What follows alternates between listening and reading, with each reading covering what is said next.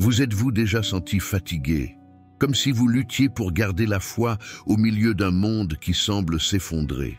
Avez-vous ressenti le poids des soucis, de la solitude ou des épreuves qui semblent sans fin? Si oui, cette histoire est pour vous.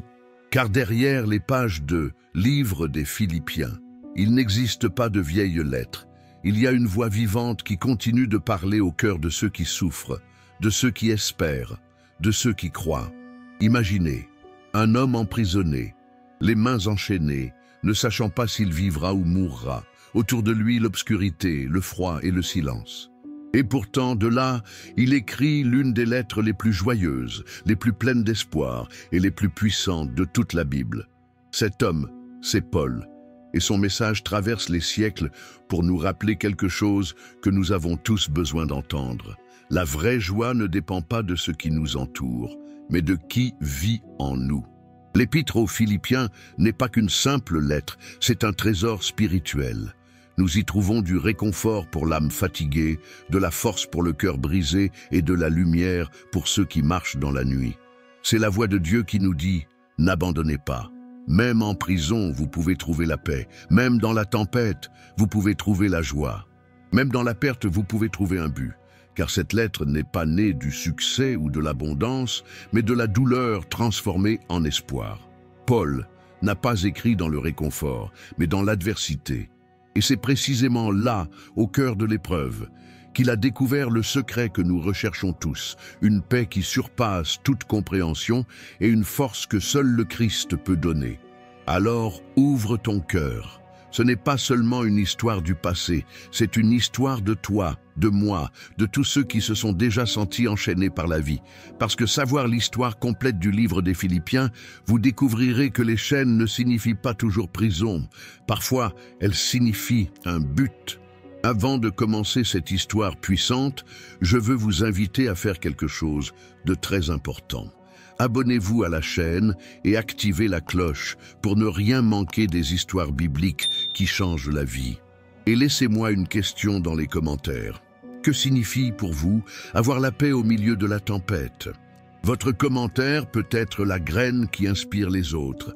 Alors restez jusqu'à la fin, car ce que vous entendez aujourd'hui peut changer la façon dont vous affrontez vos épreuves.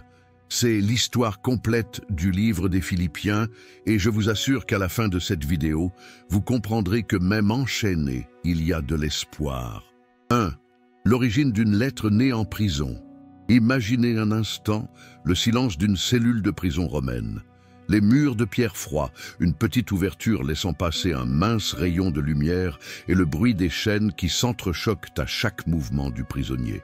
Là se tient Paul, l'apôtre du Christ, un homme qui a traversé villes, mers et déserts pour porter le message de l'Évangile, mais qui se retrouve maintenant emprisonné injustement.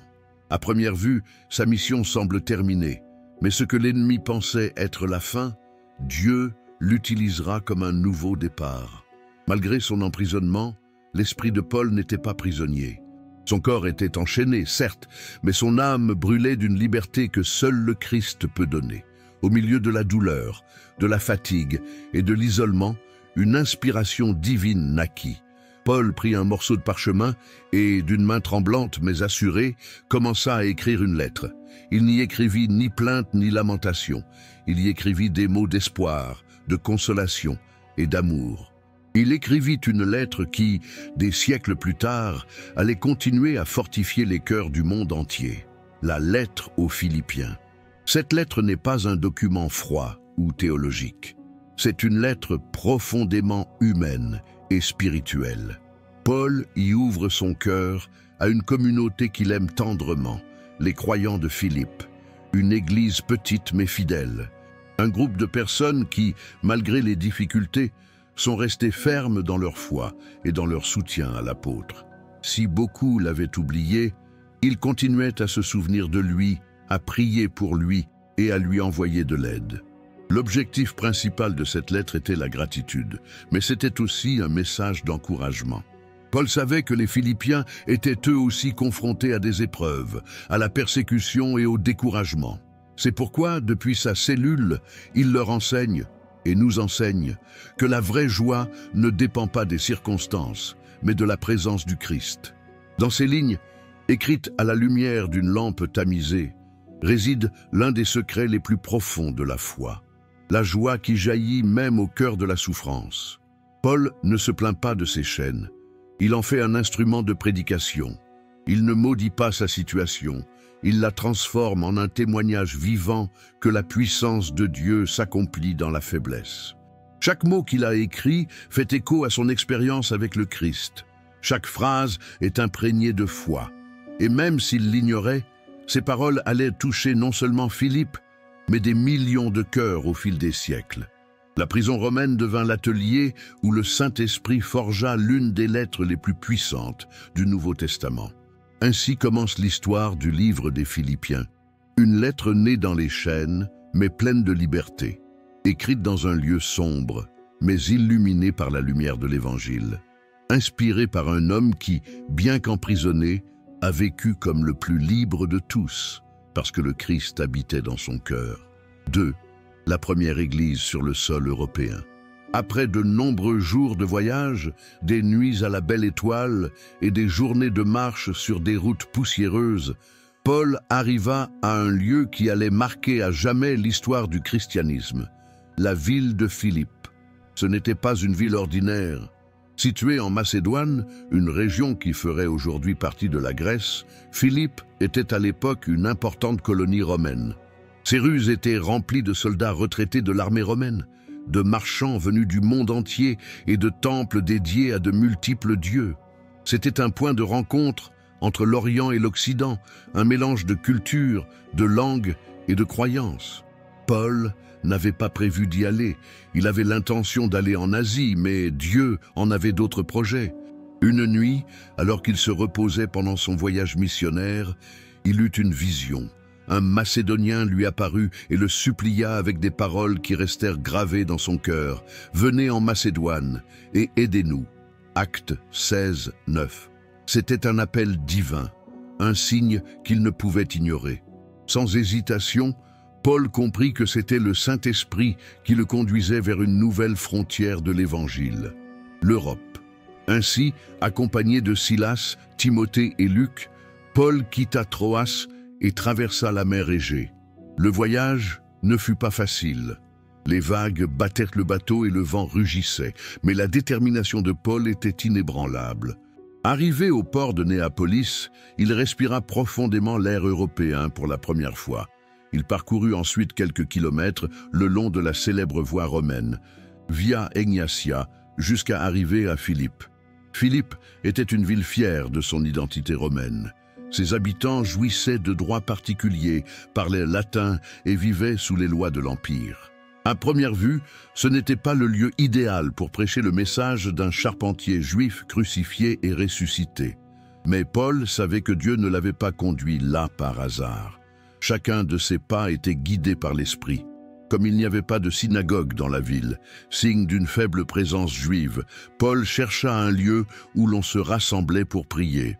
En s'informant, il apprit qu'à la périphérie, près du Gange, des femmes se réunissaient le samedi pour adorer Dieu.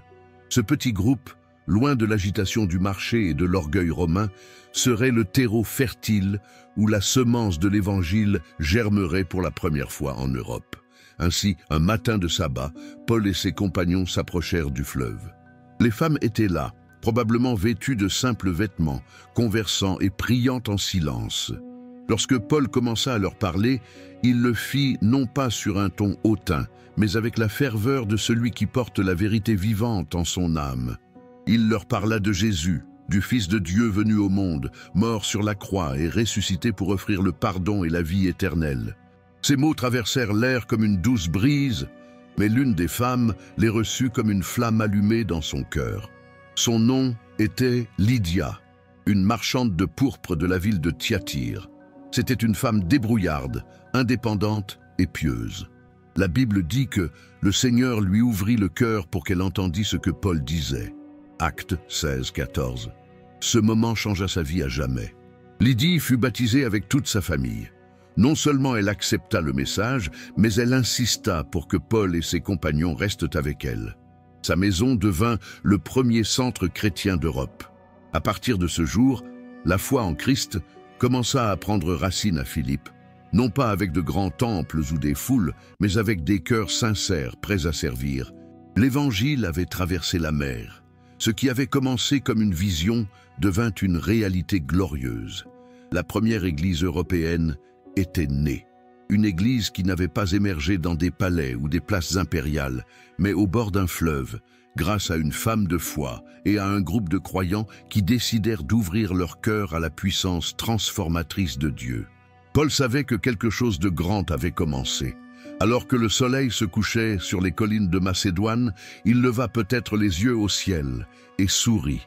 Le message du Christ avait atteint l'Europe, et rien ne serait plus jamais comme avant.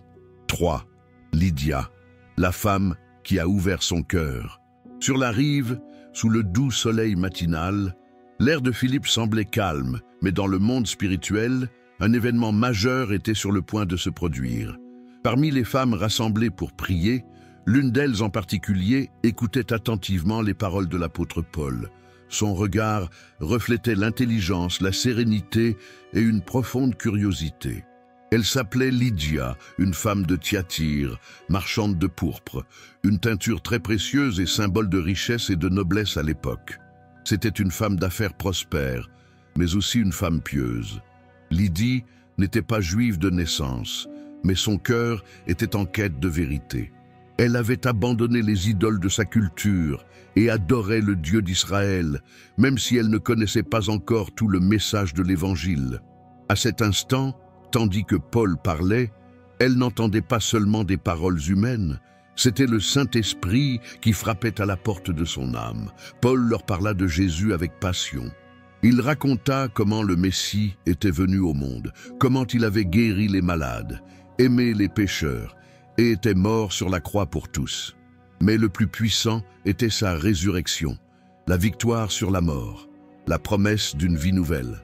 Chaque mot tombait sur le cœur de Lydie comme la pluie sur la terre sèche. Ce n'était pas une émotion passagère, c'était une révélation. La Bible dit quelque chose de beau dans Actes 16, 14. Et le Seigneur ouvrit le cœur de Lydie pour qu'elle écoute ce que Paul disait. Cette phrase renferme un miracle silencieux. Il n'y eut ni éclair ni voix céleste, mais une transformation éternelle s'opéra en elle. C'est Dieu lui-même qui lui ouvrit le cœur. Et quand Dieu ouvre quelque chose, rien ni personne ne peut le fermer. Les larmes aux yeux et un sourire apaisé, Lydia prit la décision la plus importante de sa vie. Elle crut en Jésus-Christ. Ce n'était pas une foi superficielle, mais une foi totale. Sa conviction était si forte qu'elle voulut immédiatement se faire baptiser avec toute sa famille. Imaginez-la entrant dans la rivière, celle-là même où elle priait chaque semaine, mais cette fois avec un objectif différent. L'eau fraîche recouvrit son corps, tandis que son âme était lavée et renouvelée. À cet instant, une nouvelle fille du royaume naquit à Philippe. Mais sa foi ne s'arrêtait pas aux mots. En sortant de l'eau, Lydia regarda Paul et ses compagnons et dit avec détermination, « Si tu as jugé que je suis fidèle au Seigneur, entre dans ma maison et reste. » C'était plus qu'une invitation à rester. C'était une déclaration d'engagement envers l'œuvre de Dieu.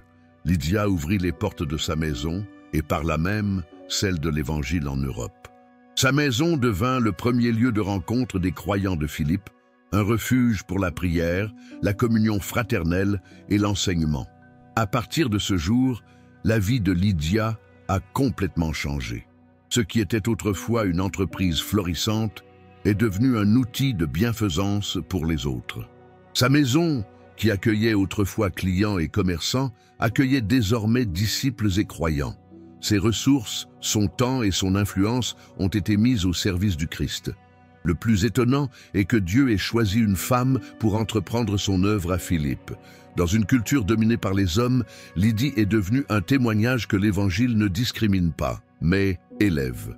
Elle fut la première personne convertie au christianisme en Europe. Son nom est gravé non seulement dans les pages de la Bible, mais aussi dans l'histoire de la foi. Paul a dû voir en elle un signe clair que le Saint-Esprit œuvrait puissamment en ce lieu. La semence était tombée dans une bonne terre et porterait bientôt des fruits abondants. Lydie ignorait que grâce à sa bonne volonté, une église allait naître. l'une des plus fidèles et des plus généreuses du ministère de Paul. Ainsi, dans un coin tranquille au bord du fleuve, une révolution spirituelle commença qui allait traverser les siècles et les continents. Lydie, la femme en pourpre, devint un symbole de foi, d'hospitalité et de dévotion. Une histoire qui montre que Dieu ne recherche pas les foules, mais des cœurs disposés à écouter et à obéir. Si cette histoire touche votre cœur, si vous avez déjà eu l'impression que les épreuves de la vie vous accablaient, mais que vous croyez toujours que Dieu a un but, donc arrêtez-vous un instant et soutenez ce message. Dale, j'aime ça. À cette vidéo, pour que plus de gens puissent entendre ce mot, écrivez dans les commentaires « Le Christ est ma force » et ensemble, nous remplirons cette communauté de foi et d'espoir. N'oubliez pas, chaque like, chaque commentaire et chaque abonnement permettent à ce message d'atteindre davantage d'âmes qui ont besoin de l'entendre aujourd'hui. La paix de Dieu perdure, même au milieu de la douleur. 4. La libération de la prison de Philippe. La ville de Philippe, qui avait été témoin quelques jours auparavant de la conversion de Lydie et de sa famille, allait maintenant être le théâtre de l'un des miracles les plus impressionnants du ministère de Paul. Après la diffusion de l'Évangile, la présence des missionnaires ne plut pas à tout le monde. Dans les rues du marché, la prédication de Paul et de Silas commença à contrarier ceux qui s'enrichissaient en exploitant la superstition et la tromperie. Un jour, alors qu'ils se promenaient en ville, ils furent abordés par une jeune esclave dotée d'un esprit de divination. Cet esprit lui donnait le pouvoir de prédire l'avenir et ses maîtres gagnèrent beaucoup d'argent grâce à elle. Pendant plusieurs jours, la jeune fille les suivit en criant « Ces hommes sont des serviteurs du Dieu Très-Haut et ils vous annoncent la voie du salut. » Bien que ces paroles fussent vraies, sa motivation ne venait pas de Dieu, mais d'un esprit malin, cherchant à la troubler et à la distraire. Finalement, Paul, rempli du Saint-Esprit, se tourna vers elle et lui dit avec autorité « Je t'ordonne au nom de Jésus-Christ de sortir d'elle. » À ce moment-là, l'Esprit la libéra. La jeune fille fut libérée, mais ses propriétaires, constatant qu'ils avaient perdu leur source de revenus, furent remplis de fureur. Ne comprenant pas ce que Dieu avait fait, ils traînèrent Paul et Silas devant les autorités romaines. Ils les accusèrent faussement de troubler la ville et d'enseigner des coutumes contraires à l'Empire. La foule se joignit au tumulte, criant, bousculant et insultant. Sans procès équitable, les magistrats ordonnèrent leur flagellation. Les soldats les déshabillèrent partiellement et les frappèrent sauvagement à coups de bâton. Leur dos était couvert de blessures sanglantes, leur corps tremblait de douleur. Puis, ils les jetèrent en prison, ordonnant au geôlier de les surveiller attentivement. L'homme, suivant les ordres, les conduisit au cachot le plus profond, sombre, humide et glacial, et leur attacha les pieds dans des ceps, une sorte de bois lourd qui les immobilisait complètement. Et ils étaient là, battus, épuisés, les plaies ouvertes, entourés de ténèbres et de chaînes. Mais ce qui se passa ensuite défia toute logique humaine. À minuit, alors que la plupart des prisonniers dormaient ou gémissaient de douleur, quelque chose d'inattendu commença à se faire entendre dans l'une des cellules, des voix qui chantaient. C'était Paul, et à côté de lui, Silas. Au lieu de se plaindre, ils priaient et louaient Dieu. Leur foi ne dépendait pas de leur liberté, mais de leur communion avec le Seigneur. L'écho de leurs chants emplissait la pièce. Les autres prisonniers écoutaient avec admiration. Qui peut chanter au milieu de tant de souffrances? Seuls ceux dont l'âme est libre, même si leur corps est enchaîné. Puis, dans cet instant de pure adoration, le ciel fut ému. Soudain, un puissant tremblement de terre secoua les fondations de la prison. Les murs tremblèrent, les portes s'ouvrirent et les chaînes de tous les prisonniers furent brisées. C'était l'intervention directe de Dieu. Personne ne pouvait nier que le surnaturel avait envahi ce cachot. Le geôlier, réveillé en sursaut, vit les portes s'ouvrir et pensa que les prisonniers s'étaient évadés. Il savait que selon la loi romaine, perdre un prisonnier signifiait la mort. Désespéré, il dégaina son épée pour se suicider, mais Paul cria d'une voix forte « Ne te fais pas de mal, on est tous là !» L'homme, tremblant, implora la lumière, courut vers eux et tomba à genoux, effrayé et brisé. Il avait vu plus qu'un tremblement de terre, il avait été témoin de la puissance d'un Dieu réel. Les larmes aux yeux, il prononça les mots qui allaient changer son destin. « Messieurs, que dois-je faire pour être sauvé ?» Paul a répondu avec l'une des plus belles phrases de l'Évangile. « Crois au Seigneur Jésus-Christ, et tu seras sauvé, toi et ta famille. » Cette nuit-là, le geôlier les emmena chez lui, lava leurs blessures et leur offrit de la nourriture. Au milieu de la nuit, lui et toute sa famille furent baptisés. De geôlier endurci, il devint un frère en Christ. Son foyer fut rempli de joie, et la foi commença à se répandre encore davantage à Philippe. À l'aube, les magistrats envoyèrent des messagers pour libérer discrètement Paul et Silas. Mais Paul, sachant qu'ils étaient citoyens romains et qu'ils avaient été fouettés sans jugement, exigea que les autorités viennent personnellement reconnaître leurs fautes. Les magistrats, effrayés, allèrent les libérer respectueusement. Avant de quitter la ville, Paul et Silas retournèrent chez Lydie. Là, ils rencontrèrent les croyants, prièrent ensemble et les encouragèrent à persévérer. Cette église, née au milieu des prières, des larmes et des miracles, serait l'une des plus fidèles de tout le ministère de Paul. Ainsi, la prison qui devait retenir l'Évangile devint un autel d'adoration. Les chaînes furent brisées, non seulement celles de fer, mais aussi celles de la peur et de l'incrédulité. Car lorsqu'un cœur fait confiance à Dieu, même au cœur de la nuit la plus sombre, le ciel répond toujours. 5. Le lien indestructible entre Paul et les Philippiens. Au fil des jours, l'air de Philippe se calma à nouveau. Mais quelque chose avait changé à jamais. Dans cette cité romaine, où les lois de l'Empire étaient sévèrement imposées et où les temples païens dominaient les collines, une communauté différente était née, une famille spirituelle unie par la foi en Christ. Et cette famille, petite mais forte, entretenait un lien particulier avec l'apôtre Paul, un lien si profond qu'il résisterait au temps, à la distance et aux épreuves les plus dures. Après sa sortie de prison, Paul ne partit ni avec ressentiment ni avec peur. Au lieu de fuir, il rejoignit d'autres croyants, les accueillit et les encouragea à persévérer.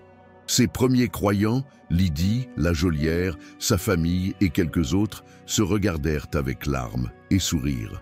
Ils avaient vu la puissance de Dieu de leurs propres yeux, des chaînes brisées, des cœurs transformés et une nouvelle vie en communauté.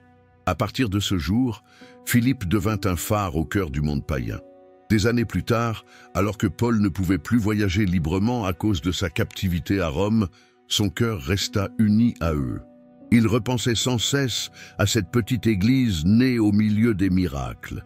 C'est pourquoi lorsqu'il écrivit sa lettre aux Philippiens, il ne le fit pas comme un maître distant, mais comme un père spirituel, s'adressant à ses enfants avec tendresse. Cela transparaissait dans chaque mot, chaque ligne, chaque souvenir. « Je remercie mon Dieu chaque fois que je pense à vous », a-t-il écrit. « Chaque fois que je prie pour vous tous, je le fais avec joie. » Ces paroles n'étaient pas de simples formules solennelles. Elles étaient l'expression d'un cœur rempli de gratitude. Paul avait fondé de nombreuses églises, mais aucune ne l'avait accompagné avec autant d'amour et de fidélité que celle de Philippe. Non seulement elles écoutaient son enseignement, mais elles veillaient aussi à son bien-être. Tandis que d'autres communautés s'éloignaient ou l'oubliaient, les Philippiens continuaient de lui apporter leur aide. Ils collectaient des offrandes, écrivaient des lettres et envoyaient des messagers, tout cela dans un seul but, soutenir l'apôtre dans sa mission. Ils le faisaient non par obligation, mais par amour. Ils savaient que Paul avait donné sa vie pour l'Évangile et ils voulaient participer à cette œuvre. Paul voyait en eux plus que des disciples, il voyait de véritables amis. À une époque où les prisons étaient des lieux d'abandon et de honte, recevoir du soutien tenait presque du miracle. Les Philippiens, malgré la distance et le danger, envoyèrent Épaphrodite pour apporter une aide financière à l'apôtre. Ce geste de générosité le toucha profondément. Mais le lien qui les unissait ne reposait pas uniquement sur des dons matériels. Ce qui unissait véritablement Paul aux Philippiens était le même esprit, l'amour pour le Christ, une foi inébranlable et une joie qui s'épanouissait même au cœur de la souffrance. C'est pourquoi, dans sa lettre, l'apôtre répète sans cesse un mot, gozo. La joie de Paul ne provenait pas du confort ou de la liberté, mais de la certitude que ses enfants spirituels demeuraient fermes, vivant dans la foi et l'unité. Il ne se plaignait pas de son emprisonnement.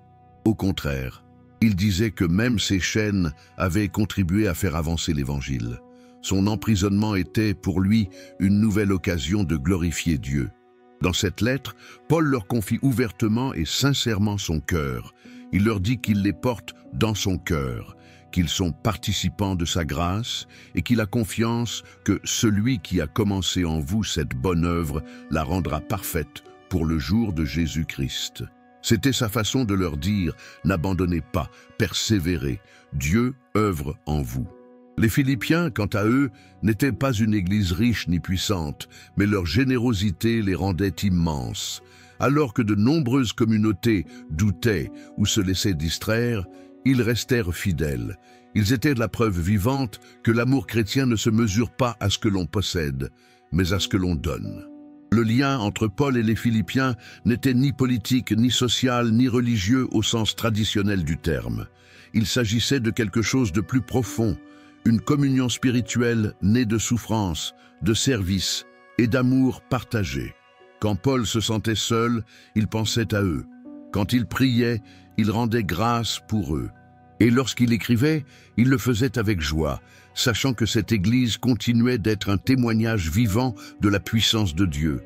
On peut l'imaginer dans sa cellule, les mains enchaînées, souriant au souvenir des visages de Lydie, la geôlière et d'Épaphrodite. Son corps était à Rome, mais son cœur était resté à Philippe. Car la véritable communion ne repose pas sur la distance, mais sur l'amour. Ainsi naquit l'un des liens les plus purs du Nouveau Testament, celui d'un apôtre et d'une petite église, unis par le même esprit, fortifiés par la souffrance et soutenus par la joie de l'Évangile. Un lien qui, malgré le temps, continue d'inspirer des millions de croyants à travers le monde à vivre avec gratitude, amour et une foi inébranlable. 6. Paul, prisonnier, mais plein de joie. Le bruit des chaînes résonnait doucement dans la cellule à chaque mouvement des mains de Paul. L'air était humide et lourd, et la lumière du jour filtrait à peine à travers une fissure du mur. À sa place, beaucoup seraient tombés dans le désespoir ou le silence. Mais Paul, non, au lieu de se laisser submerger par la tristesse, il écrivait. Au lieu de se plaindre, il priait. Et au lieu de se lamenter, il parlait de quelque chose qui semble impossible à ceux qui ne connaissent pas le Christ, joie. Oui, Paul était emprisonné. Privé de liberté, constamment surveillé par les soldats romains, le corps épuisé et les cicatrices de la flagellation encore visibles. Mais dans son cœur régnait une paix qui dépassait toute compréhension. De cette prison romaine, il commença à écrire une lettre qui serait un hymne d'espérance. Une lettre adressée à ses frères bien-aimés de Philippe, ceux-là même qui ne l'avaient jamais oublié, ceux qui l'avaient accompagné de leurs prières et de leur aide, même de loin. Ces paroles ne laissaient transparaître aucune amertume, mais plutôt de la gratitude. « Je me réjouis dans le Seigneur », écrivait-il. Quelle contradiction divine! Comment peut-on parler de joie en étant enchaîné? Paul avait saisi une vérité que peu comprennent. Le bonheur ne dépend pas des circonstances, mais de la relation avec le Christ. Chaque jour, les gardes romains l'écoutaient prier, chanter et parler de Jésus. Certains, au début, se moquaient de lui. D'autres restaient silencieux, intrigués par cette foi que même la prison ne pouvait éteindre. Et peu à peu, l'Évangile commença à se répandre jusque dans l'Empire. Paul déclara avec conviction « Ce qui m'est arrivé a en réalité contribué à faire avancer l'Évangile. » Imaginez cette scène. L'apôtre, les poignets marqués par le fer, lève les yeux et sourit, tandis qu'il dicte des paroles pleines d'espoir à son scribe. Ses yeux brillent d'une lumière qui ne vient pas du soleil, mais de la présence du Saint-Esprit. Pour lui, chaque chaîne était une occasion de parler du Christ, chaque garde une âme en quête de salut. Le plus beau, c'est que sa joie n'était pas feinte. Paul ne niait pas sa souffrance, mais la considérait comme faisant partie du dessein de Dieu. Il comprenait que ces épreuves n'étaient pas des châtiments, mais plutôt des chemins vers la glorification du Christ. Selon ses propres termes, « Car pour moi, vivre c'est Christ, et mourir est un gain ». Philippiens 1, 21. Par cette phrase, Paul résume toute sa foi. Vivre pour lui, c'était servir et refléter Jésus. Mourir, loin d'être une tragédie, marquait le début de sa récompense éternelle. Mais ce n'était pas seulement sa vie qui l'inspirait, c'était aussi son attitude envers les autres.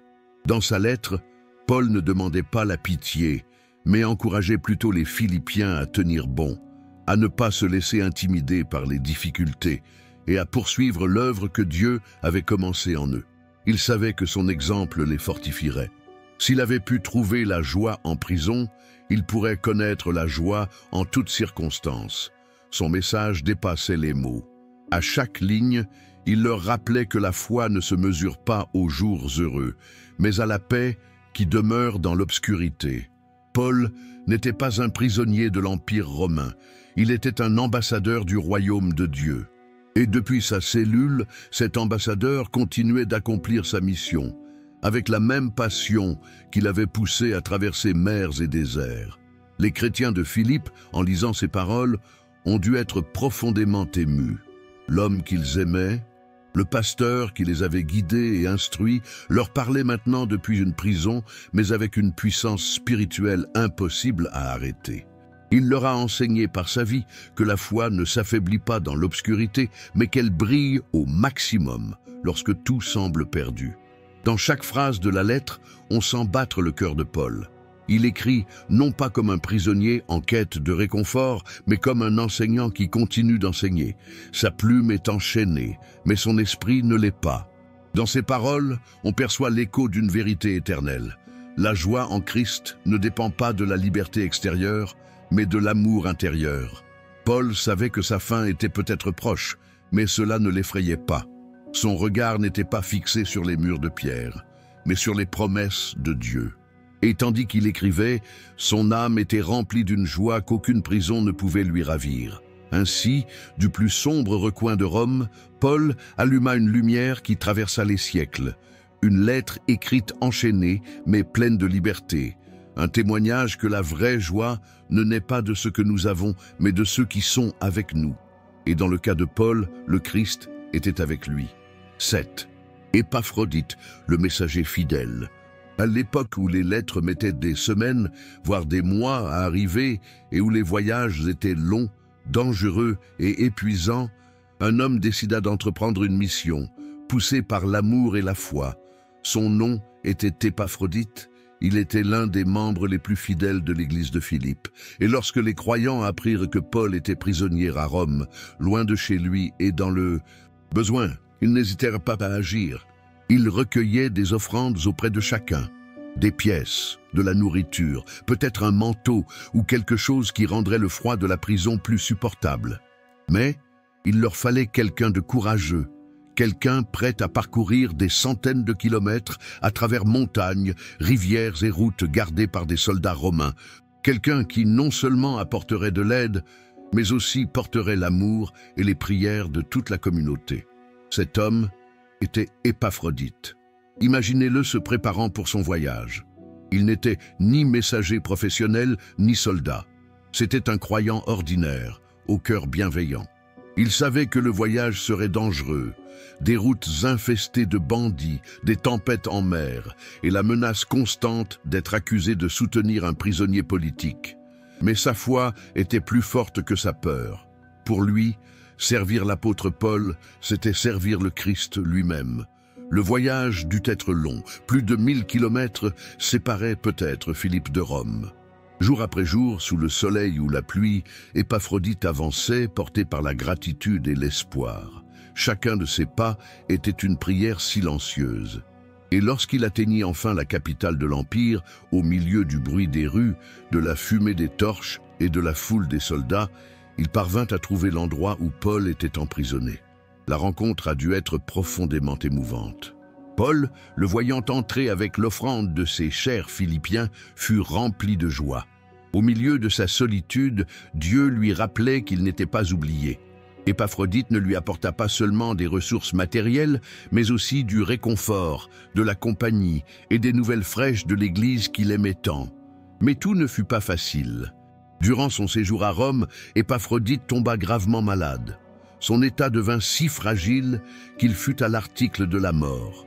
Paul, constatant sa faiblesse, pria pour lui avec ferveur. La Bible dit « Dieu a eu pitié de lui, et non seulement de lui, mais aussi de moi, afin que je n'aie pas tristesse sur tristesse. » Philippiens 2, 27. Ce fut une période de profonde épreuve pour tous deux. Le messager fidèle luttant pour sa vie et l'apôtre priant pour ne pas perdre un frère si précieux. Contre toute attente, Épaphrodite se rétablit. Et lorsque sa santé recouvra, Paul comprit qu'il devait le renvoyer à Philippe. Non seulement parce que les frères se souciaient de lui, mais aussi parce que son témoignage devait les fortifier. Dans sa lettre, Paul lui écrivit des mots empreints d'affection et de reconnaissance. « Recevez-le dans le Seigneur avec une joie immense, et tenez de telles personnes en haute estime, car pour l'œuvre du Christ, il a frôlé la mort, risquant sa vie pour compenser ce qui manquait à votre service envers moi. » Quelle belle déclaration! Épaphrodite n'était ni un prédicateur célèbre ni un apôtre. Il n'a accompli aucun miracle ni écrit d'épître, mais son service silencieux était aussi précieux que celui des grands chefs. Il a risqué sa vie pour l'amour de l'Évangile, démontrant que le royaume de Dieu se construit aussi par les actes simples de cœur fidèle. Son histoire nous rappelle que tous les héros de la foi ne sont pas en chair ou dans les livres. Certains sont comme Épaphrodite, des hommes et des femmes prêts à servir en silence, à apporter de l'espoir aux autres, à servir de pont entre ceux qui sont dans le besoin et ceux qui peuvent les aider. La fidélité de cet homme a non seulement fortifié Paul, mais a aussi inspiré toute une Église à vivre avec dévouement et amour. À son retour à Philippe, les frères l'accueillirent avec des larmes de joie. Il portait avec lui la lettre de Paul, écrite depuis sa prison, pleine d'encouragement et de gratitude. Cette lettre, que nous connaissons aujourd'hui sous le nom d'Épître aux Philippiens, était non seulement un message pour cette communauté, mais aussi un héritage éternel pour tous les croyants. Paul savait que la foi se construit par l'exemple. C'est pourquoi il souhaitait que chacun reconnaisse Épaphrodite, le messager fidèle, le frère qui a pris des risques par amour. Il reflétait le véritable esprit du Christ. Humilité, service et sacrifice. Ainsi, au cœur du puissant empire romain, où la nouvelle de l'Évangile semblait insignifiante comparée au décret de César, Dieu s'est servi d'un homme simple pour démontrer que l'amour et la foi peuvent aller plus loin que n'importe quelle armée. Et aujourd'hui encore, chaque fois que nous lisons son nom, nous nous rappelons qu'un cœur prêt à servir peut changer le cours de l'histoire. Si ce message parle directement à votre cœur, si vous sentez que, comme Paul, vous avez également traversé des moments difficiles, mais que vous avez toujours confiance que Dieu a un dessein, puis faites une pause un instant et démontrez votre foi en action. Dale, j'aime ça. À cette vidéo, abonnez-vous à la chaîne, parce que chaque clic, chaque commentaire et chaque abonnement aide ce mot à atteindre davantage de personnes qui ont besoin de l'entendre aujourd'hui. En Christ, il y a toujours de l'espoir. Écrivez maintenant dans les commentaires, même si je suis dans l'épreuve, ma joie est en Christ. Donc que cette phrase soit votre déclaration de foi au milieu de n'importe quelle tempête. 8. Le Christ, modèle suprême de l'humilité. S'il y a un moment dans la lettre aux Philippiens où le cœur de Paul bat le plus fort, c'est bien ici. Après avoir parlé d'unité, d'amour et de service entre frères et sœurs, l'apôtre lève les yeux et pointe vers l'exemple le plus sublime que l'humanité ait jamais connu, Christ. Dans ces paroles, le Saint-Esprit révèle l'un des passages les plus profonds de toute la Bible. Un hymne sacré qui décrit non seulement qui est le Christ, mais aussi comment nous qui le suivons devrions vivre. Paul commence par dire « Ayez en vous les sentiments qui étaient en Jésus-Christ ». Autrement dit, il ne suffit pas de connaître le Christ. Nous devons penser, agir et aimer comme lui. Pour le démontrer, Paul nous invite à contempler l'histoire du Fils de Dieu du ciel à la croix et de la croix à la gloire éternelle. Jésus, étant Dieu, ne s'est pas attaché à son pouvoir divin, ni n'a revendiqué de privilèges. Il n'est pas venu au monde en exigeant une adoration, ni en imposant son autorité céleste. Le texte dit que « il s'est vidé ». Cette expression est si profonde qu'elle ne peut être comprise qu'avec amour. Le Créateur de l'univers a choisi de se faire petit, invisible, humain.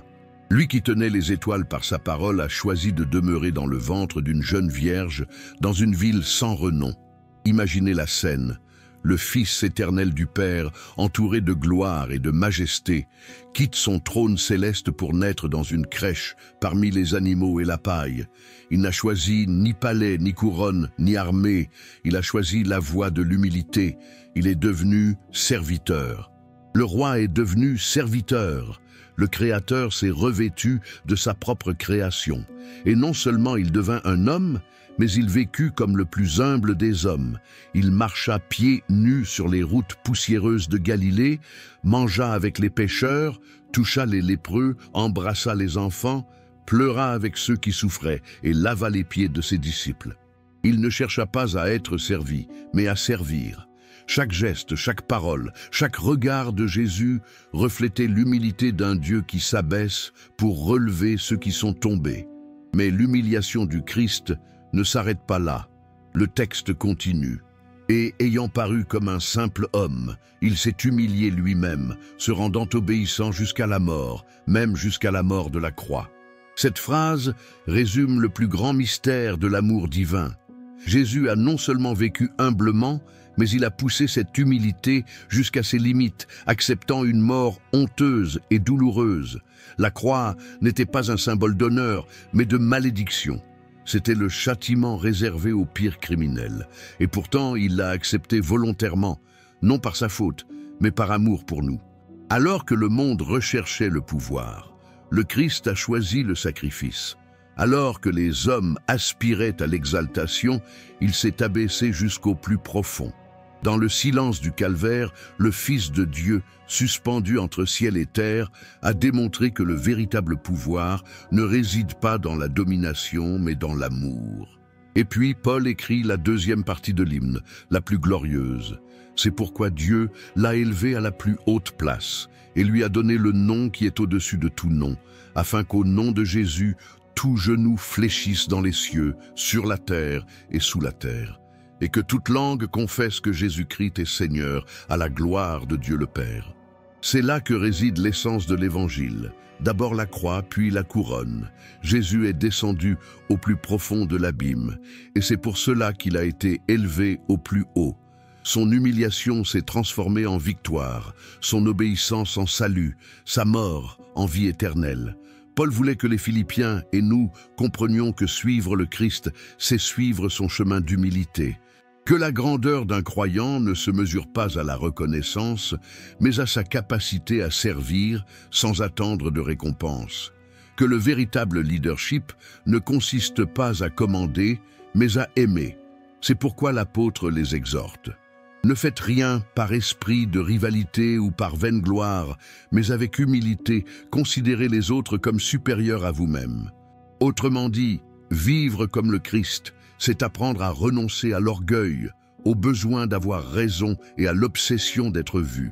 C'est apprendre à regarder les autres avec compassion et à faire passer leurs besoins avant les nôtres.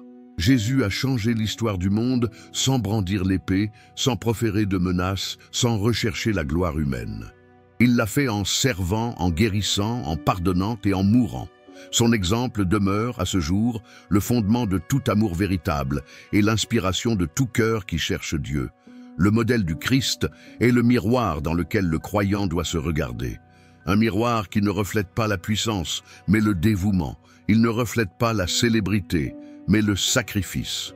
Paul savait que si les Philippiens imitaient cette attitude, sa communauté serait invincible, car elle serait fondée sur le cœur même du Christ. Ainsi, au cœur d'une lettre écrite depuis la prison, Paul leur rappelle, et nous rappelle, que la voie la plus noble que nous puissions emprunter est celle de l'humilité, car seuls ceux qui s'inclinent devant Dieu peuvent être élevés par lui. Et seuls ceux qui servent avec amour peuvent véritablement refléter le Sauveur du monde. 9. L'exhortation à l'unité et à l'amour. Après avoir présenté le Christ comme l'exemple suprême d'humilité et de service, Paul tourne à nouveau son regard vers l'église de Philippe. Son ton devient pastoral, proche, presque paternel. Il sait que cette communauté, bien que forte dans la foi et généreuse dans l'amour, était aussi confrontée à des défis intérieurs. La persécution extérieure pouvait certes leur nuire, mais Paul savait que le véritable danger pouvait venir de l'intérieur, le manque d'unité. Dans ces mots, on perçoit la tendresse d'un père qui non seulement enseigne, mais prend soin de ses enfants. Il vous écrit avec un cœur ouvert. C'est pourquoi, s'il y a quelque consolation en Christ, s'il y a quelque soulagement dans l'amour, s'il y a quelque communion d'esprit, s'il y a quelque tendresse et quelque miséricorde, rendez ma joie parfaite, ayant un même sentiment, un même amour, une même pensée, une même pensée. Philippiens 2, 1, 2. Paul leur rappelle que l'amour n'est pas seulement un sentiment, mais une attitude qui doit se refléter dans la vie quotidienne. Croire en Christ ne suffisait pas. Il était nécessaire. Vivre comme le Christ, dans l'humilité, le respect et le service mutuel. Il savait que des divisions pouvaient surgir même entre personnes sincères, à cause de petites différences ou d'un désir de se démarquer. C'est pourquoi il les implore de ne pas rechercher leurs propres intérêts, mais le bien d'autrui. Philippe était une communauté dynamique et diversifiée, composée de personnes d'horizons divers. Lydie, une marchande prospère, le geôlier romain, fort et discipliné, et d'autres croyants, certains riches, d'autres pauvres, certains libres, et d'autres esclaves. Tous différents, mais unis par la même foi. Cependant, cette diversité risquait de se transformer en division si elle n'était pas fondée sur l'amour. C'est pourquoi Paul insiste. Ne faites rien par esprit de rivalité ou par vaine gloire, mais avec humilité, considérez les autres comme supérieurs à vous-même. Ces paroles n'étaient pas seulement un conseil moral, c'était une stratégie spirituelle. Il savait que l'ennemi ne pourrait pas détruire l'Église de l'extérieur si l'amour régnait en elle. Mais si l'orgueil, la jalousie ou la rivalité surgissaient, la communion serait rompue. Il mentionne même deux femmes très appréciées dans l'Église, Évodie et Syntyche, qui étaient en désaccord. Paul n'entre pas dans les détails, mais son plaidoyer est clair. « Je vous prie d'avoir le même sentiment dans le Seigneur. » Philippiens 4, 2. Quel beau détail! L'apôtre, depuis sa prison, se souciait non pas de lui-même, mais de la paix parmi ses filles spirituelles.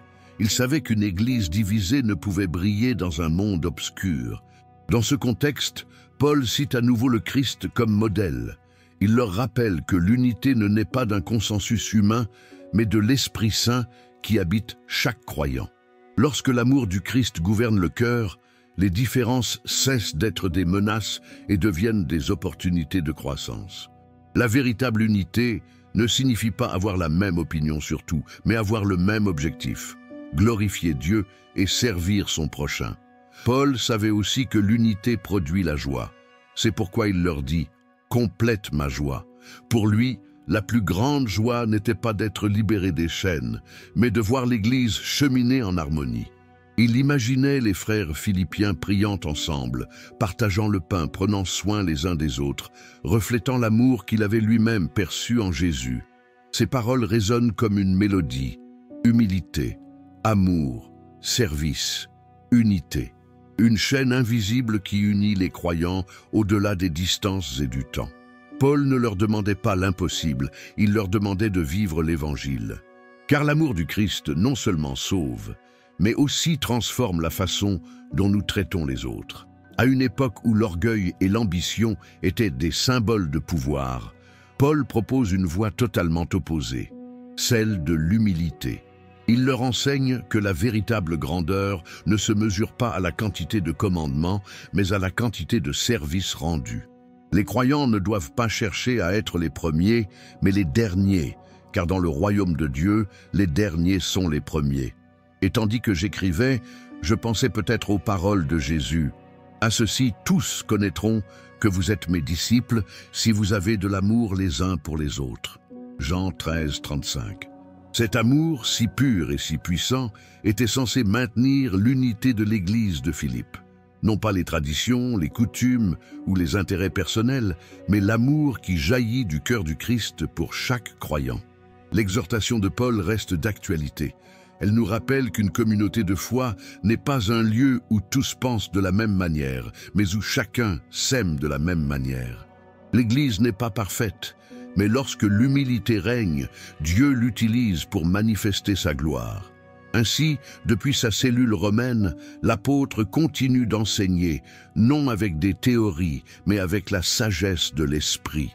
Ses paroles traversent les siècles et nous parviennent aujourd'hui. Restez unis, aimez sans mesure et cherchez en toutes choses à refléter le caractère du Christ. Car l'Église la plus forte n'est pas celle qui possède le plus de ressources ni le plus de fidèles, mais celle qui porte le plus d'amour. Et là où règne le véritable amour, l'Esprit Saint demeure toujours. 10. Brillez comme des lumières au milieu des ténèbres. Après avoir parlé d'unité, d'amour et d'humilité, Paul présente son message sous une forme puissante, poétique et profondément spirituelle. Il dit aux croyants de Philippe qu'ils devraient briller comme des lumières dans le monde. Philippiens 2,15. Une phrase simple mais pleine de sens. Paul y résume la vocation du chrétien, être une lumière au milieu des ténèbres. Philippe était une ville romaine prospère, riche en temples, statues et rites païens. Ses rues étaient ornées de symboles du pouvoir impérial, et le culte de César faisait partie intégrante de la vie quotidienne. La plupart de ses habitants vivaient dans l'ignorance du vrai Dieu, noyés dans une vie d'orgueil, de superstition et de plaisir. Et au milieu de ce monde, Paul voyait les croyants comme de petites lumières qu'il fallait entretenir. L'apôtre leur dit avec tendresse, mais aussi avec fermeté, « Faites toutes choses sans murmure ni contestation, afin que vous soyez irréprochables et purs, des enfants de Dieu irréprochables au milieu d'une génération corrompue et perverse. » Il savait qu'il n'était pas facile d'être différent, que suivre le Christ dans une société corrompue exigeait du courage, mais aussi de la pureté de cœur. Il ne suffisait pas de croire. Il fallait vivre de manière à ce que le monde puisse voir la différence. Paul ne leur demande pas de crier leur foi, mais de vivant, car la lumière n'a pas besoin de faire de bruit pour briller. Elle illumine, tout simplement. C'est la vie du croyant, sa façon de parler, d'agir, d'aimer, de pardonner, qui devrait refléter le Christ. Chaque acte de bonté, chaque parole de réconfort, chaque décision juste devient un rayon de lumière qui perce les ténèbres. Il les avertit que le monde les observera, guettant leurs défauts, attendant leur chute. Mais s'ils tiennent bon, s'ils vivent avec intégrité, leur témoignage sera plus fort que n'importe quel discours. C'est pourquoi Paul utilise l'expression « irréprochable », faisant référence à la pureté de caractère, non pas à la perfection humaine, mais à un cœur sincère qui cherche à plaire à Dieu, même lorsque personne ne le voit. Et dans cette exhortation, nous percevons quelque chose de plus profond. Paul voyait en chaque croyant une étincelle divine, une flamme allumée par le Saint-Esprit. Il savait que le feu de Dieu ne s'allume pas pour être caché, mais pour briller. C'est pourquoi il encourageait les Philippiens à ne pas cacher leur foi, ni à la laisser s'éteindre par les critiques ou les épreuves. Leur lumière doit rester vive, constante et inébranlable. Il leur dit aussi, retenant fermement la parole de vie. C'était la clé. Il ne s'agissait pas de briller par sa propre force, mais par la lumière de la parole.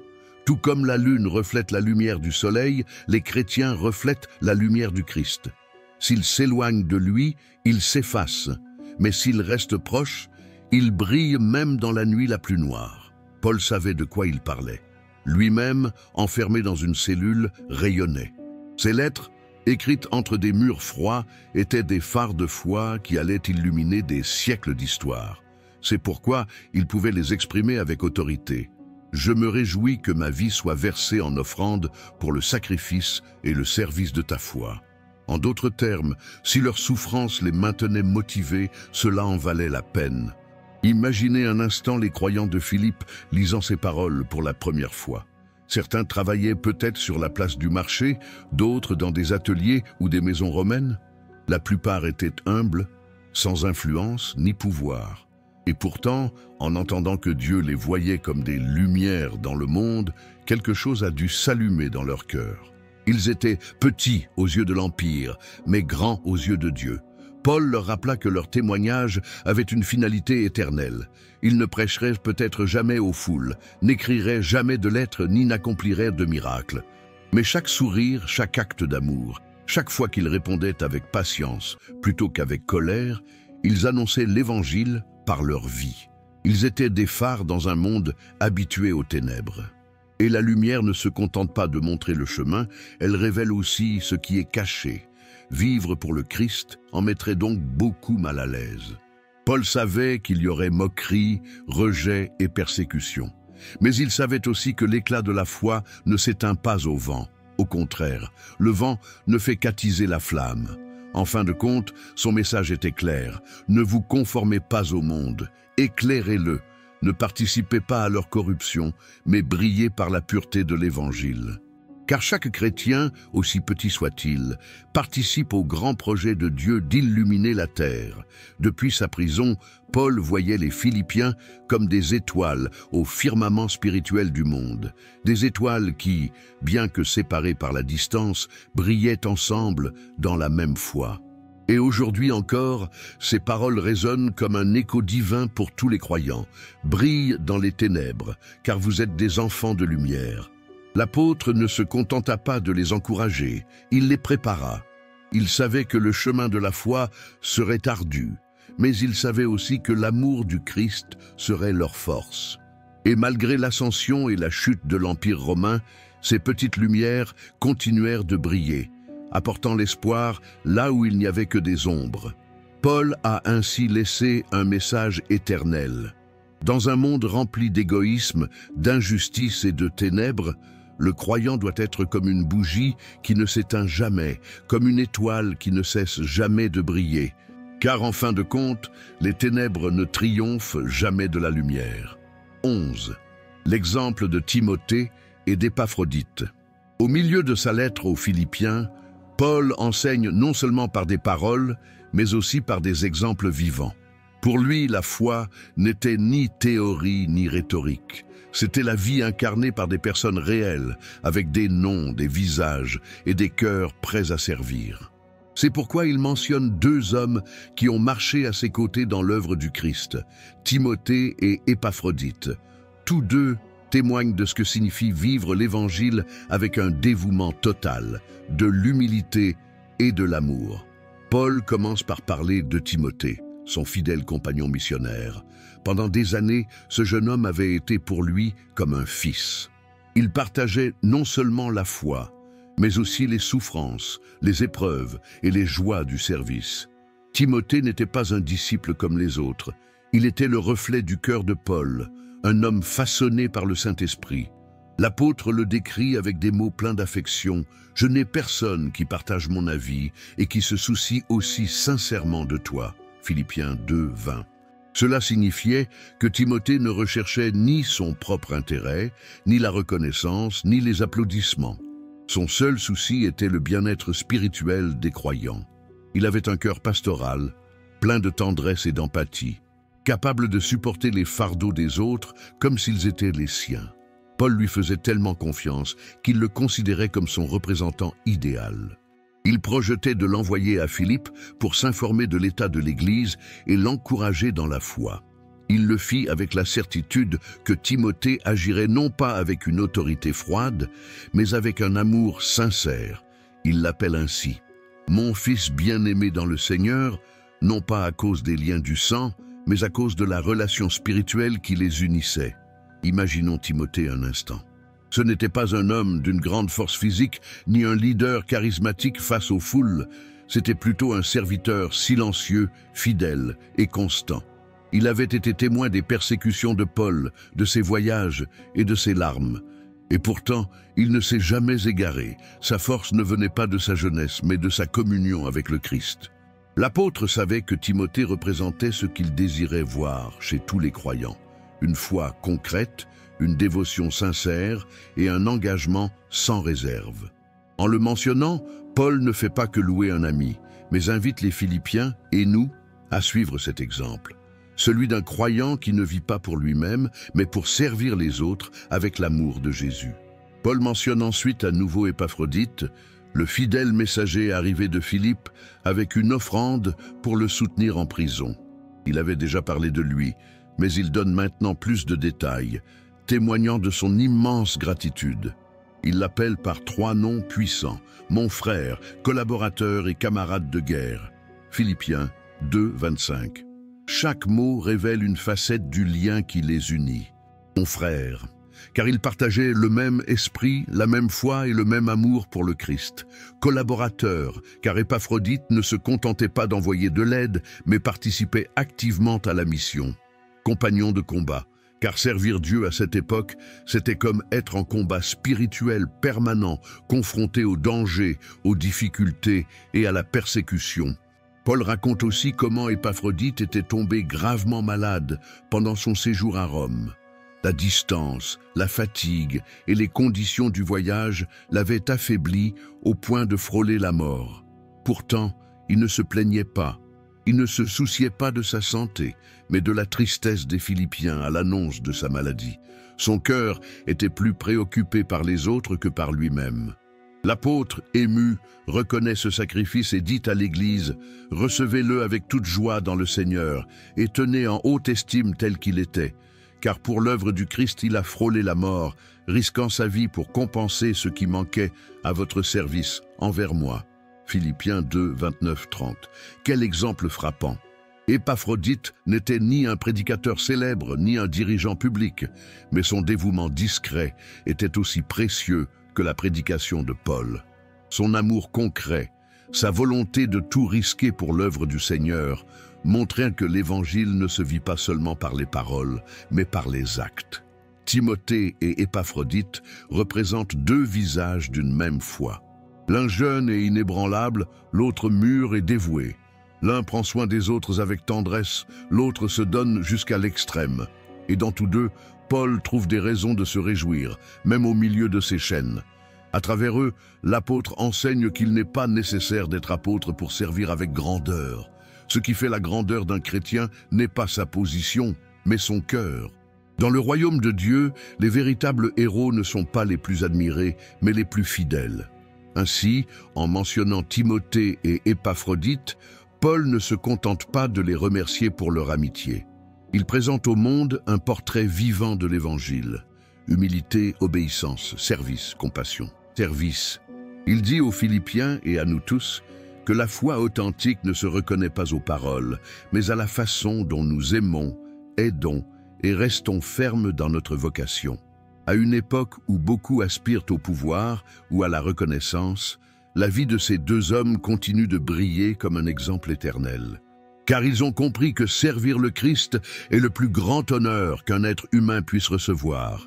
Si vous ressentez la présence de Dieu en écoutant cette histoire, si chaque mot vous rappelle que même au milieu des épreuves, vous pouvez trouver la paix, alors ne te tais pas. Faire en sorte que ce message atteigne plus de monde. Donnez-lui un « j'aime » à cette vidéo et abonnez-vous à la chaîne, afin qu'ensemble nous puissions continuer à partager des histoires qui renforcent la foi et guérissent l'âme. Écrivez maintenant dans les commentaires « La paix de Dieu habite en moi ». Bustiln, et que ces mots soient votre déclaration de victoire, car même s'il y a des ténèbres, la lumière du Christ brille toujours sur ceux qui ont confiance en lui. 12. L'avertissement contre les faux enseignants. Après avoir loué la fidélité des Philippiens et vanté les exemples de Timothée et d'Épaphrodite, Paul change de ton. Sa voix, jusque-là pleine de tendresse, devient ferme, voire sévère. Il sait que l'ennemi n'attaque pas toujours de l'extérieur. Parfois, le plus grand danger se présente sous le couvert de la vérité, sous le couvert de la piété. C'est pourquoi l'apôtre lance un avertissement clair. Méfiez-vous des chiens, méfiez-vous des mauvais ouvriers, méfiez-vous des mutilateurs du corps. Philippiens 3, 2. Ces paroles dures et directes ne sont pas nées de la colère, mais de l'amour. Paul veut protéger ses frères de faux enseignants, ceux qui mélangeaient l'évangile pur avec les traditions humaines.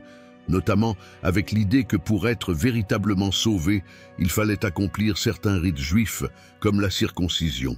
Rappelons qu'à cette époque, de nombreuses communautés chrétiennes étaient composées de juifs et de gentils, non-juifs, convertis. Certains enseignants, appelés judaïsants, enseignaient que croire en Christ ne suffisait pas, qu'il fallait aussi observer toute la loi de Moïse. Pour Paul, il s'agissait d'une dangereuse déformation du message de la grâce. C'est pourquoi il les appelle par 3 noms symboliques et puissants. Chiens, parce qu'ils agissaient comme des animaux errants qui se nourrissaient d'ordures spirituelles, contaminant la foi pure. Mauvais travailleurs, parce qu'au lieu de construire l'Église, ils l'ont détruite avec de faux enseignements. Mutilateurs corporels, parce qu'ils insistaient sur la circoncision physique comme si c'était la voie du salut, alors qu'en réalité, cette pratique n'avait plus de valeur spirituelle après l'œuvre du Christ. Paul rappelle aux Philippiens que la vraie circoncision n'est pas celle du corps, mais celle de l'âme-cœur. Car la circoncision, dit-il, c'est nous qui rendons à Dieu notre culte en esprit, qui nous glorifions en Jésus-Christ et qui ne mettons pas notre confiance en la chair. Philippiens 3:3. C'est-à-dire que le vrai chrétien ne s'appuie pas sur des rituels, ni sur des œuvres, ni sur des mérites personnels, mais sur une foi vivante en Christ. Pour appuyer son message, Paul utilise sa propre histoire comme exemple. Si quelqu'un pouvait se vanter d'observer la loi, c'était bien lui. Hébreu pur sang, pharisien zélé, adepte des commandements et persécuteur de l'Église avant sa conversion, il perdit toute valeur après sa rencontre avec le Christ. D'une voix passionnée, il écrit « Ce qui était pour moi un gain, je le considère maintenant comme une perte à cause de Christ. » Philippiens 3:7. Imaginons ce moment. Paul, assis dans sa cellule, se remémore sa vie passée, ses études, ses diplômes, sa réputation, sa fierté religieuse. Tout cela qu'il considérait autrefois comme son trésor n'était plus rien pour lui. Et il emploie un mot fort, ordure, le fumier, selon la traduction, pour le décrire. Pourquoi? Parce qu'il avait trouvé quelque chose d'infiniment plus précieux, la connaissance de Jésus-Christ, votre Seigneur. Cette déclaration n'était pas une métaphore. Paul parlait d'expérience. Il avait abandonné prestige, confort et sécurité pour embrasser une vie de souffrance et de service. Mais il le faisait avec joie, car il savait que l'Évangile ne consiste pas à gagner, mais à s'abandonner complètement. Il dit aux Philippiens que son plus grand désir n'était ni la gloire ni le pouvoir, mais plutôt connaître Christ et la puissance de sa résurrection et partager ses souffrances. Philippiens 3:10. Quelle profonde confession! Paul ne recherchait pas une religion, mais une relation. Non pas une liste de règles, mais une transformation intérieure. Par sa lettre, il enseigne une vérité éternelle. Les faux docteurs chercheront toujours à détourner le regard du croyant du Christ vers les œuvres humaines, vers le visible, vers le terrestre. Mais la vraie foi regarde toujours vers le ciel, vers l'invisible, vers le Sauveur qui a tout fait pour nous. Paul souhaite que les Philippiens demeurent fermes dans cette grâce. Il les avertit de ne laisser personne leur voler leur liberté spirituelle par des exigences que Christ a déjà satisfaites sur la croix. Le salut ne s'achète ni ne se mérite, il s'obtient par la foi. Et cette foi produit des fruits d'amour et non d'orgueil religieux. C'est comme s'il leur disait « Ne regardez pas en arrière, ne retournez pas au joug de la loi. Vous êtes déjà des enfants libres, rachetés par le sang de l'agneau. » Chacune de ces paroles est une défense passionnée de l'Évangile. Chaque phrase porte le poids de l'expérience d'un homme qui a tout perdu pour le Christ et qui, en perdant tout, a tout gagné. Paul ne se contente pas de dénoncer le mensonge. Il révèle aussi le remède. Gardez les yeux fixés sur Jésus. Car lorsque votre regard est fixé sur lui, le mensonge perd son pouvoir. Lorsque votre cœur est rempli de vérité, l'erreur ne trouve plus d'endroit où s'enraciner. Ainsi, avec fermeté, l'apôtre plante un étendard au milieu de la confusion spirituelle de son temps. Un étendard qui continue de flotter aujourd'hui, nous rappelant que le christianisme n'est pas une question de tradition, de symbole ou d'apparence, mais une relation vivante avec le Christ, fondée sur la grâce, soutenue par la foi et guidée par l'amour. À une époque où beaucoup parlèrent de Dieu, mais où peu le connaissaient vraiment, Paul s'élève comme une voix claire, comme une trompette céleste disant « Le Christ suffit. En lui, nous avons tout. Ne cherchez pas à l'extérieur ce que lui seul peut vous donner. » 13. Le pouvoir de laisser le passé derrière soi. Parmi les enseignements les plus profonds que Paul partage dans sa lettre aux Philippiens, il y en a un qui touche directement le cœur de chaque être humain. L'importance de laisser le passé derrière soi après avoir averti l'Église contre les faux docteurs et lui avoir montré que leur véritable identité n'est pas dans la chair ni dans les œuvres. L'apôtre ouvre son âme pour parler de quelque chose de personnel, d'intime, né de sa propre expérience avec Dieu. Paul avait vécu une longue vie. Il avait connu la gloire de la reconnaissance et le poids de la culpabilité. Il avait été un pharisien parmi les pharisiens, un fervent défenseur de la loi, mais aussi un persécuteur des chrétiens. Il se souvenait encore des cris des croyants qu'il avait arrêtés, des larmes des familles séparées, de l'image d'Étienne lapidé alors qu'il approuvait leur mort. Son passé était rempli d'erreurs, mais aussi d'orgueil religieux. Cependant, lorsque le Christ le rejoignit sur le chemin de Damas, tout changea. La lumière du ciel était si forte qu'elle non seulement l'aveugla quelques jours, mais illumina toute sa vie. Dès lors, Paul comprit que son passé ne pouvait plus définir son avenir. Le même homme qui avait détruit l'Église la reconstruisait. Le même homme qui vivait auparavant selon la loi, vivait désormais selon la grâce. C'est pourquoi il écrit avec une sincérité qui transcende les siècles. Oubliant ce qui est derrière et me portant vers ce qui est devant, je cours vers le but pour remporter le prix de la vocation céleste de Dieu en Jésus-Christ. Philippiens 3, 13, 14. Ces paroles sont un témoignage vivant de libération. Paul ne dit pas qu'il a effacé son passé, car la mémoire ne s'efface jamais, mais qu'il a appris à pour ne pas se faire prendre. Il ne laissait ni la culpabilité ni l'orgueil l'arrêter. Il savait que ceux qui regardent en arrière trébuchent sur ce qui les attend. Il décida donc de regarder vers le Christ, vers le but, vers le dessein éternel que Dieu lui avait assigné. Son message est clair. Le passé peut vous enseigner, mais il ne peut vous enchaîner. L'ennemi veut vous rappeler vos échecs pour vous retenir, mais Dieu veut vous rappeler sa grâce pour vous propulser en avant. Paul avait appris que la vie chrétienne n'est pas une course vers le passé, mais une course vers l'éternité. L'apôtre utilise l'image d'un coureur en compétition. Imaginons cette scène, un athlète qui court, transpirant, haletant, les yeux fixés sur la ligne d'arrivée. Il ne regarde pas en arrière, car il sait que cela le ralentirait. Chaque pas le rapproche de son objectif. C'est ainsi que Paul voyait sa vie. Il ne pouvait s'arrêter pour pleurer ce qui était arrivé. Il devait continuer à avancer vers ce que Dieu voulait qu'il soit. Il savait qu'il y aurait des obstacles, des chutes et de la fatigue sur son chemin. Mais il savait aussi que le Christ était sa force. « Je peux tout par celui qui me fortifie » Philippiens 4, 13. C'était sa conviction. La grâce qu'il avait élevée autrefois continuerait de le soutenir jusqu'à la fin. Paul ne parlait pas en théorie, mais par expérience. Il avait connu des naufrages, l'emprisonnement, la trahison et la faim.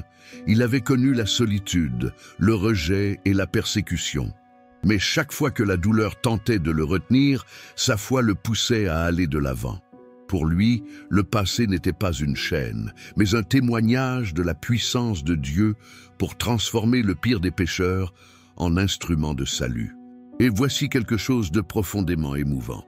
Paul a non seulement laissé derrière lui sa culpabilité, mais aussi ses accomplissements.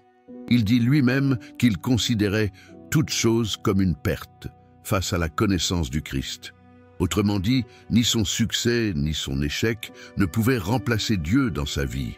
Il avait appris à se défaire de ses blessures et de ses couronnes. C'est une leçon puissante pour tous.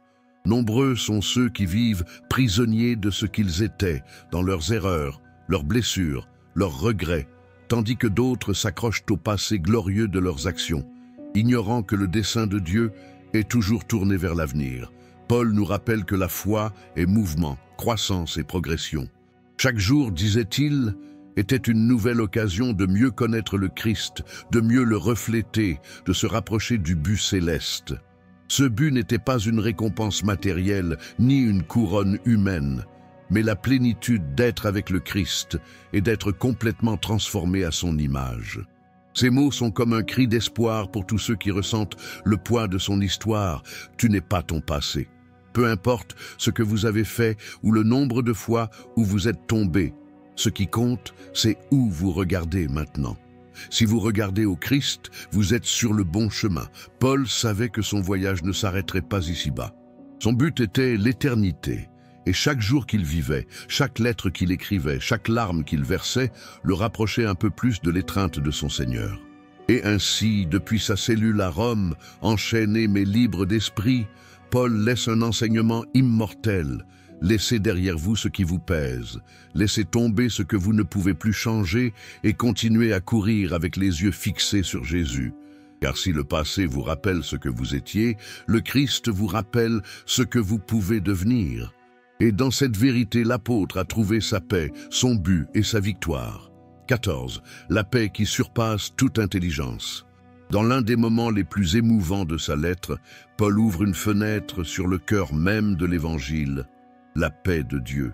Non pas une paix fragile, passagère ou dépendante des circonstances, mais une paix si profonde, si surnaturelle, qu'il l'appelle la paix qui surpasse toute intelligence. Philippiens 4:7. Ces mots prennent encore plus de poids lorsqu'on se souvient où il les a écrits. Paul n'était pas dans un jardin paisible ni dans une maison confortable, il était dans une prison romaine, enchaîné, attendant le jugement, peut-être la mort. Et pourtant, au milieu du froid, de la solitude et de l'incertitude, il écrit sur une paix que le monde ne peut ni donner ni enlever. L'apôtre savait que la vie des Philippiens n'était pas facile. Ils vivaient entourés d'un empire oppressif, de voisins qui les méprisaient pour leur foi, leurs besoins matériels et les tensions internes à l'Église. C'est pourquoi il leur offre un conseil intemporel. Ne vous inquiétez de rien, mais en toute chose, faites connaître vos besoins à Dieu par des prières et des supplications, avec des actions de grâce. Philippiens 4:6. Paul ne dit pas que les problèmes disparaîtront. Il ne promet pas que la vie sera facile, mais il révèle un secret spirituel. Lorsque l'inquiétude se transforme en prière, l'anxiété se transforme en paix. Pour lui, la prière n'était ni une routine, ni une formule magique. C'était une conversation vivante avec un Dieu qui écoute, comprend et agit. Imaginons un instant les croyants de Philippe lisant cette lettre dans une petite maison éclairée par des lampes à huile. Certains arrivent fatigués du travail, d'autres le cœur lourd de difficultés. Mais lorsqu'ils entendent les paroles de l'apôtre, quelque chose commence à changer en eux.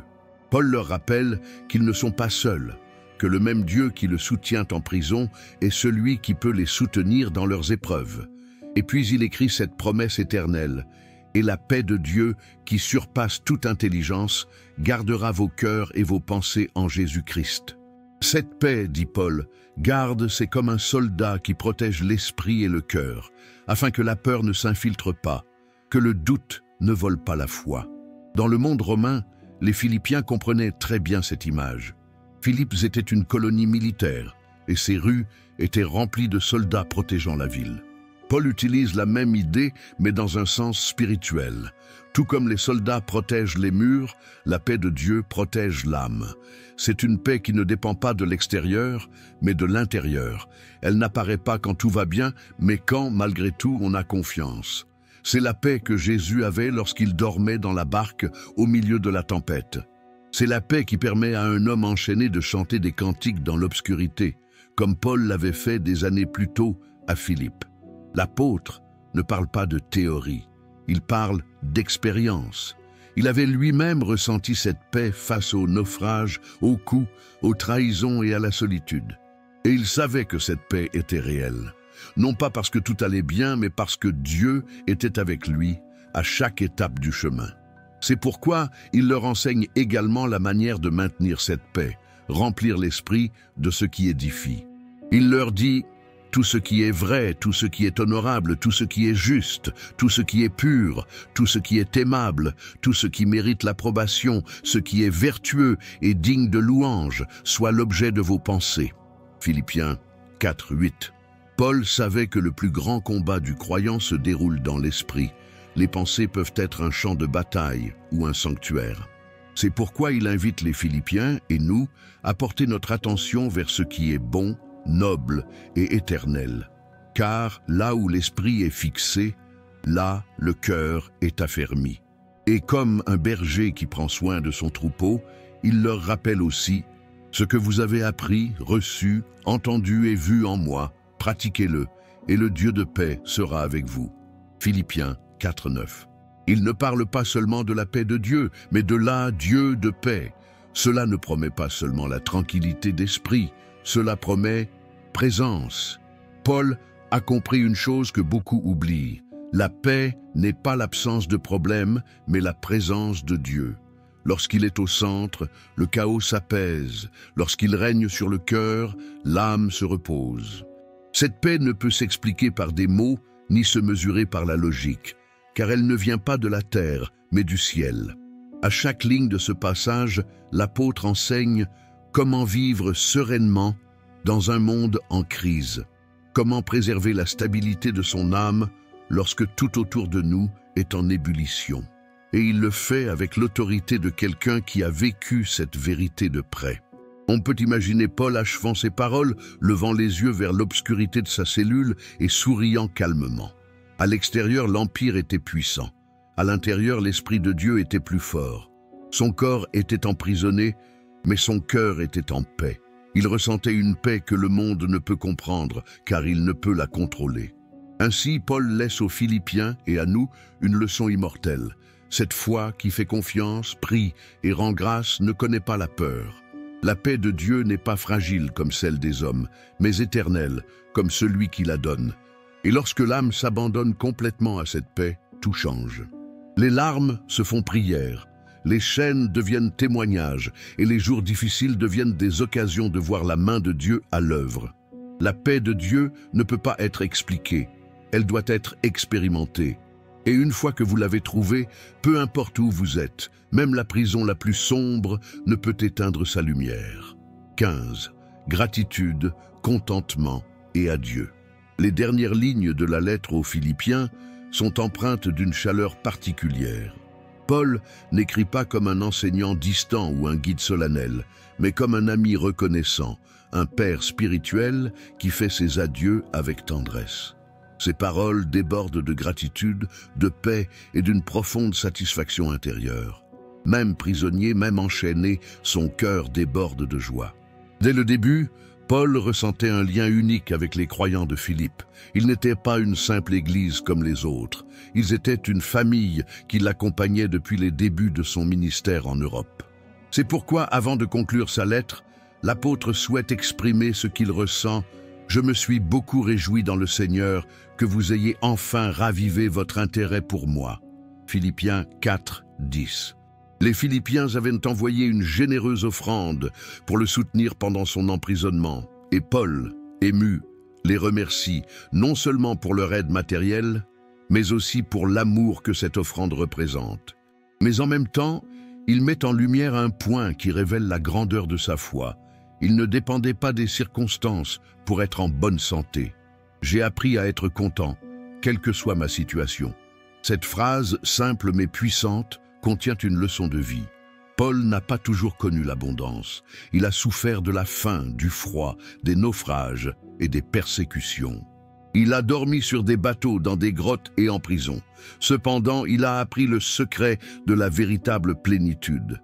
Selon ses propres mots, « Je sais vivre dans l'humilité et je sais vivre dans l'abondance. En toute chose, j'ai appris à être rassasié et à avoir faim, à vivre dans l'abondance et à être dans le besoin. » Philippiens 4, 12. Paul avait découvert que le véritable bonheur ne dépend pas de ce que l'on possède, mais de la personne avec qui l'on est. C'est pourquoi il déclare l'une des phrases les plus citées de toute l'Écriture. « Je peux tout par celui qui me fortifie. » Philippiens 4, 13. Ce n'est pas une devise de réussite personnelle, mais une confession de dépendance divine. Paul ne dit pas « je fais tout par mes propres forces », mais plutôt « je peux tout ». En Christ, il est sa source, sa subsistance, sa force. Avec le Christ, elle a pu supporter la faim et jouir de l'abondance.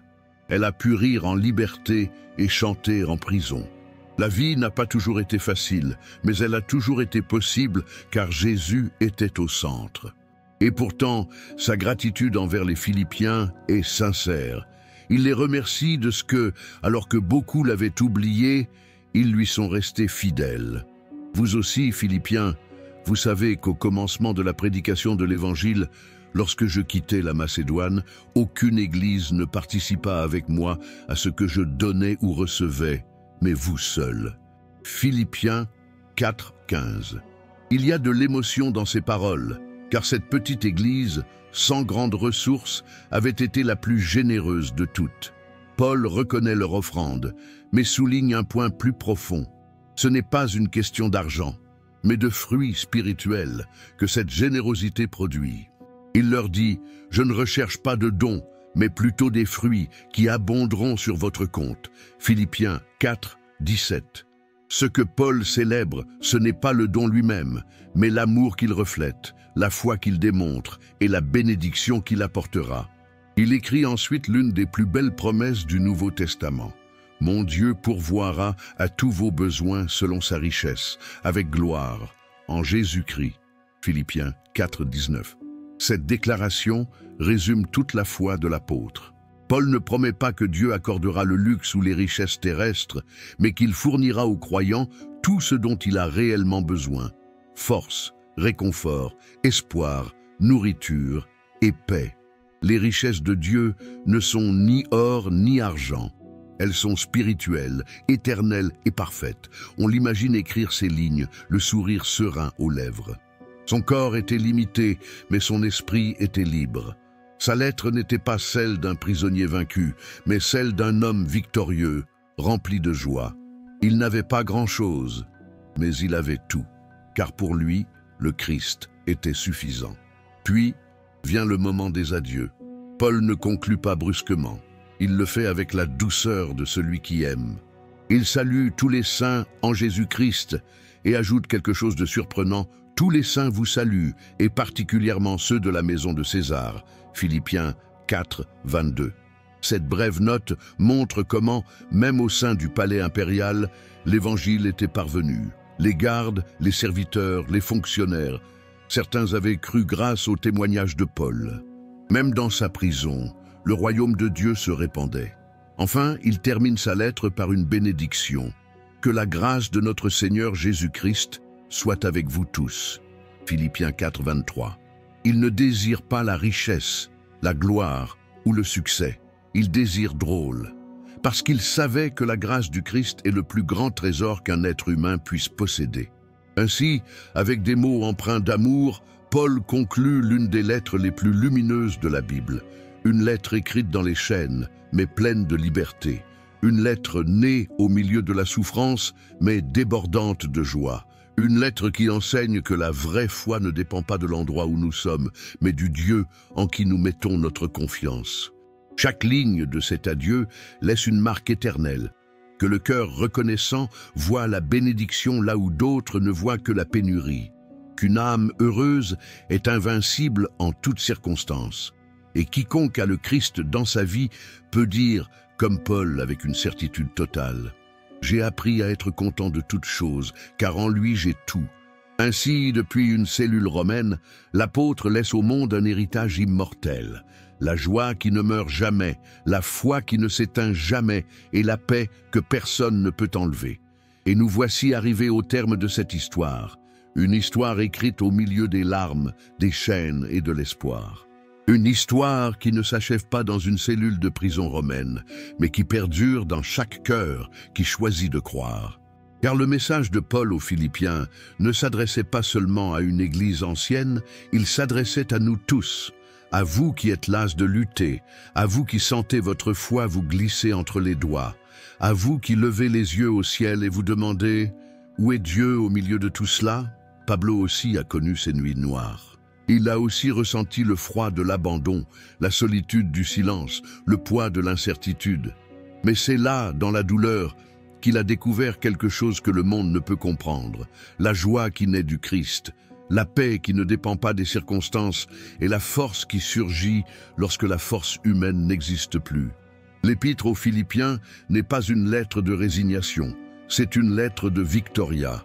Cela nous apprend que même si la vie change, même si l'argent, la santé ou les réponses manquent, le Christ suffit encore.